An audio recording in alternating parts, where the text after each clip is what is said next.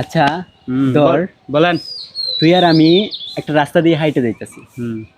এখন কিছু দূর যাওয়ার পরে একটা গাছ থেকে একটা আপেল পড়ছে। এখন আপেলটা কে খাবে, তুই না আমি? আমি যেহেতু তোমার শুধু আপেলটা আমি খাইমু। তুই খাবি? ও আচ্ছা তুই খেলি। এখন আরো কিছু দূর যাওয়ার পরে একটা নদী, এখন নদীটা আমাদের পার হতে হবে। এখন মাঝির একটা শর্ত আছে, মানে যে কোনো একজনের কি সেলাই করতে হবে। এখন কে করবে, তুই করবি না আমি করবো?